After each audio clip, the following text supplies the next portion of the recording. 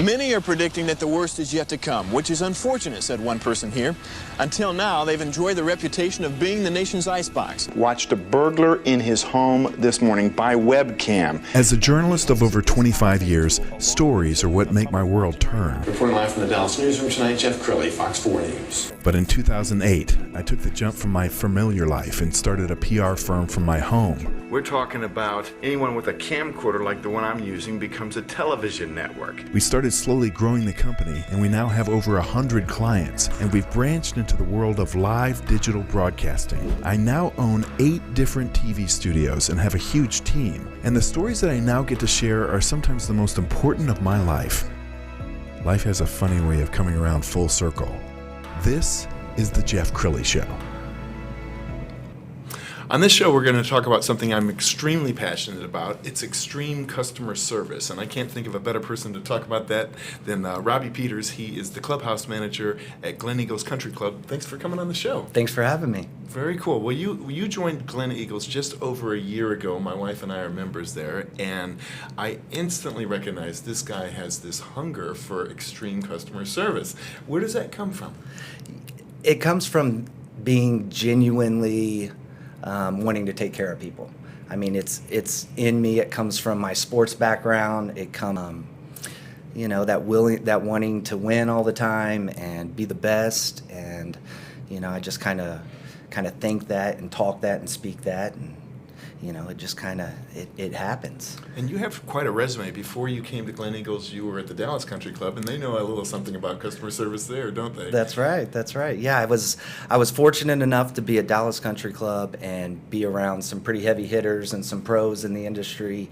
And prior to that, it was Northwood Club, which is right close to here. And then I got to spend about 6 years with this company called Discovery Land Company. Yes. And really travel the country in the Bahamas and Hawaii, and different cultures and different ways of customer service, and just kind of a mixed bag of it. And, Yep. And then here we go. Well, many of the viewers know that Club Corp is based here in Dallas, and this is kind of the crown jewel of the Club Corp family. And so the big bosses will sometimes come and entertain at Gleneagles, won't they? Correct. Yeah. Gleneagles has a reputation for being one of the stronger elite premier clubs within the Club Corp family. And yeah, just the location and Plano, and we get Mr. Pillsbury and Chuck Fetterston and Bob Morris and some of those guys coming in, playing golf, entertaining, some business decisions. So it's awesome to be a part of that. You can't run away from that. That's good exposure for me. That's really cool. That's really cool. So we're going to show some pictures of people dining, because you're over food service for the whole club. Is that the pool? Correct. And the course and everything? Why don't you describe some of these pictures we're looking at? So this is our sous chef, Brian, and he's out on the driving range, hot dogs, tacos. This is actually out on the golf course during a tournament over at the King's Table. Here we go, some holiday drinks, right? And then some new menu items, kind of elevated hamburger. Chef's famous fried ribs, yes, right sir. there, in a to-go. Obviously, we've had to change our way of thinking, but that's what it's all about right there. Yeah. Members having a great time, and we're just lucky enough to be a part of it. Yeah. And so much, obviously you have a great golf course and tennis and the pool and stuff, but a club can live or die by food service, can't it? Absolutely. And when I came in, not to say that I've changed it by any means, but I've been a part of the culture change.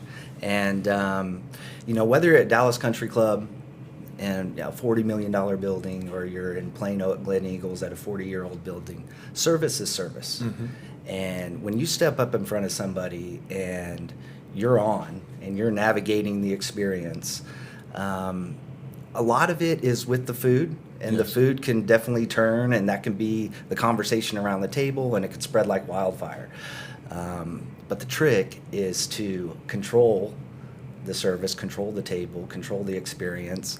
And if it's not right, empower their staff to make it right. Yes. You know, whether it's a comp here or an invite back there or a handwritten thank you card, and it goes into more than just the food. Yeah. But that's definitely why they're there. Well, and I have to compliment you on attention to detail, because when Victoria and I are dining there, it's always, Mr. Crilley, Miss Snee. Sure.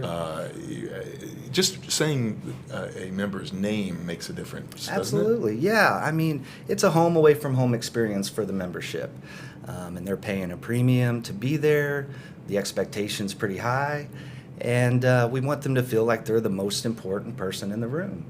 And so a lot of my day is freed up for what's about to happen, and make sure that I have those moments in the dining room, and make sure that we're doing and taking our notes and calling people by name, and wishing them a good day and walking them to the restroom and following up with them. It's just like, as a clubhouse manager, I feel like it is my home up there, and so I treat people like if they were walking into my house. You know, with the greet and take the jacket and offer the beverage and introduce them to everybody, and that's what's fun. I just get to be a part of it.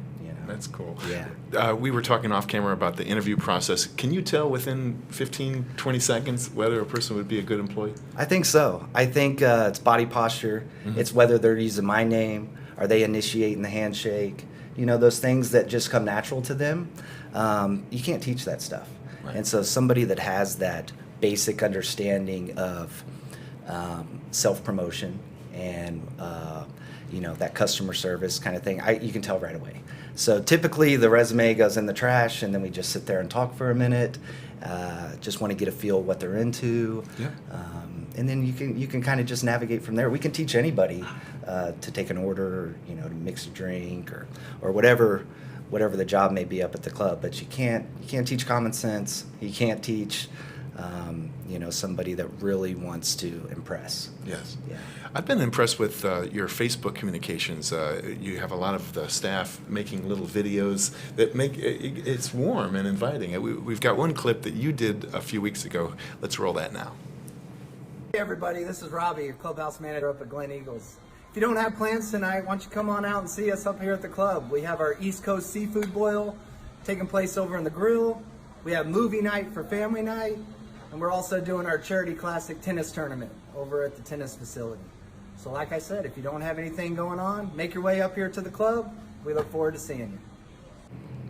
See, I thought that was a really nice touch. Was that your idea, or where did that come from? It is. It's just, what, we don't have the brand new this and the brand new that. And so what we got to do is we got to find a way to be different.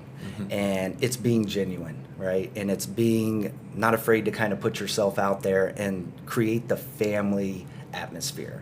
And so leading by example and doing one of those little videos like that and putting it out on Facebook, just the response that I get walking through the clubhouse of, you really kind of care. Yes. And people are starting to take notice, and you can kind of feel the buzz around there. And I mean, we're not doing anything that's hard.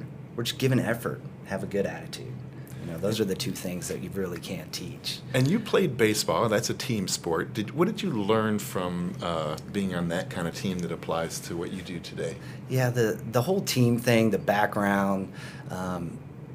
Lucky for me, I was kind of this utility player, right? So I never really owned a position on the field. But I was the guy, if somebody had an off day, I was filling in. Or if somebody didn't, for whatever reason, mistake, I was in. And so I got to learn the value of kind of knowing a little bit about a lot of things and just being able to fill in and to keep the momentum going. And that's what I got to do. If I don't show up to work, the club's still going to be there. It's going to go on. People are going to show up, order. But when I'm there, if I can offer something to the team to kind of motivate it or kickstart it or maybe think about something a little bit differently, that's the value of my position. And I think you got to kind of think that way. I'm not an expert at this stuff, but I have the mindset that we're going to be better tomorrow than we are today. I love it. And he leads by example. You're something of a marathon man. How many straight days did you work when you first joined Gleneagles? I went for about 75 days straight, Wow. right?